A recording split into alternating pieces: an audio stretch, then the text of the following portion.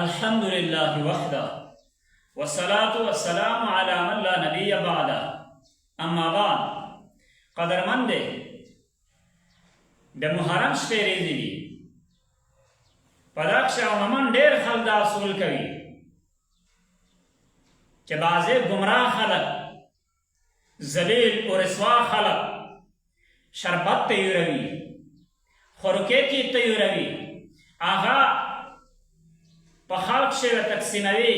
د الله جل جلاله نه علاوه د نور چا نظرې نه مني آیا د دې خوراک څرنګه دی قدرمند د شریعت پر سره داسې شی لکه خصوصا نن سبا د محرم په شپې ورځې کښې خصوصا اهل تشریع کوي دې خوراک څوک قدرمند په شریعت کښې ناروا دی دې نه د سړی اجتناب کوي ځان د بچ کوي نن یو کس ورته وویل چې مولوي صاحب پړوسي یم ملګري مې د خامخا خلوصندان نشي سلام کارم هم دی سره په دا شپې ورځې کښې میش ته دیږدي خوراک څوک سامان وروړي میش د خوراک څوک سامان خوري که نه خوري مو ورته وویل چې خوله شریعت مسله کښې هم مطلب جواز نشته دی په شریعت کښې هم جواز نشته دی بله خبره یو مثال ودرې که پښتو کښې کوم یو ملګری دی هغه ملګری د تو سره مخامخ براه راست ډېر خوږ دی چې کله د تو نه جدا شي ګوښی شي هغه د تو په مور پلور پسې زیاړې کوي هغه د تو د مشرونو سپکایي کوي هغه د تو مشرون ته انتهایی په کم نظر او په ذلیل نظر باندې ورته کسي نو دا کار چې د تو سره احسان کوي تو ته جمعه در کوي تو ته خوراک شوک در کوي تو سره احسان کوي آیا تو د احسان ومنې ده وویل چې مولوي صاحب نه ځکه چې یوه طرف ته د احسان در سره کوي بل طرف ته د بېعزتي کوي نو دا خلک همداسې دی چې په ظاهره باندې در سره خوږ وي په یقین سره دا په ډېرې خپله مجلسې کښې د منځ د مشرونې خصوصا د شیخین مذاق وړوي په پورې ټکې ټکارې کوي هغه که د مسلمان هم نشمېري اما عایشه صدیقه رضی الله عنها په باره کښې الله فرمایي پکړو دا خبیث او خلیص خلک یې نعوذ بالله نه پکړو قرآن یې پکړو دا خلیص خلک یې نه پکړو نعوذ بالله نور قدرمند دی دې په باره کښې ایرانی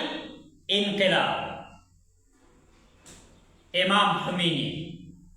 اور شیعیت دا یو کتاب دی مولانا منظور نعمانی صاحب لیکلی دی دی مطالعه چې سړی وکړو ویې دی د اسلام پته سړی ته ولګي چې دی د څومره په اسلام شوي تحفه اثنا عشریه دا کتاب چې کله سړی مطالعه وکړو نو د دغې باطل خلکې عقیدې سړی ته پته ولګېږي نو قدرمند د ایمان تقاضا دا ده د عقل تقاضا دا ده د پښتو او د رواج تقاضا دا ده چې داسې خبیثې او د غلیظې خلکې د خوراک څوک د ملګرتۍ د مستقوس نه د سړی اجتناب کوي ځکه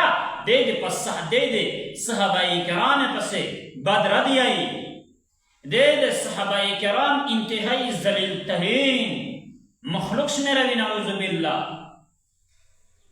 صحابه کرام دی د معیار حق نه بولي قدرمند دی معیار حق خو څه کې معیار حق خو څه کې چې صحابه دی د معیار حق وبولي بلکې ورټا بدرت پکښې یایي نو قدرمند د خدای دپاره په محرم شه هم په عام حالات شه هم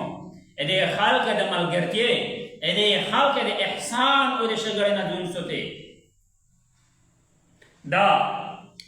یهودي او مسلمان شي عیسوي او عیسایت پرېږدي هندي او د هندیت نه دستبردار شي قدرمنده دا خلق د صحابه کرام دومره زیاته ګستاخي کړې دي چې دا کله هم د سنیت دپاره او دارنګې د صحابه کرامو د اتباع دپاره په ژوند شي د کله هم ګوړه نشي شولی دې کله هم سرټیټي نشي درته کولی. نو خدای دې پوره دې د هر قسم شي نه د سړی بایکاټ کوي نو تپوس ته د نه ورسره کوي او د هارنګې په ذلیل دارنګې ذلیل دی شمیري په کم نظرونه د دې دکسي الله جل جلاله د نشته ستا دې سره نشته پوستنه کرک نصیب کو وما علینا الا البلاغ.